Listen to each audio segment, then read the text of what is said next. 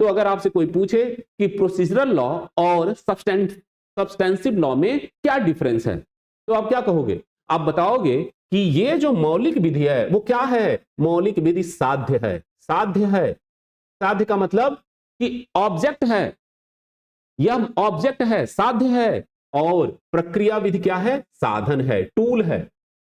Tool जैसे होता है ना कि साध्य और साधन, साध्य मतलब लक्ष्य, ये लक्ष्य है, किसके लिए हम काम कर रहे हैं? तो अपने अधिकार और कर्तव्य के लिए, ये लक्ष्य है।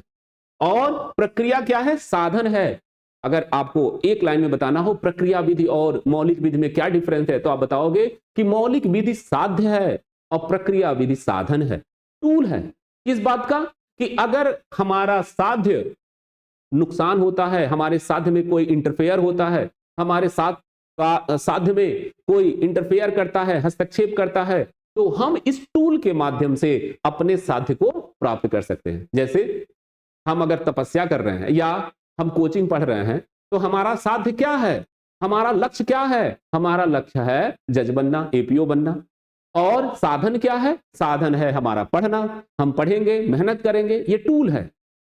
इसी टूल से हम अपने लक्ष्य को प्राप्त करेंगे। बात हमारी समझ में आ रही है ना? तो ये जो है साध्य है और ये साधन है। साधन मतलब ये फोरम है, ये फोरम तरीका बताता है, मेथड बताता है कि हम किस मेथड से क्या करेंगे? अपने साध्य को प्राप्त करेंगे। तो ये टूल है।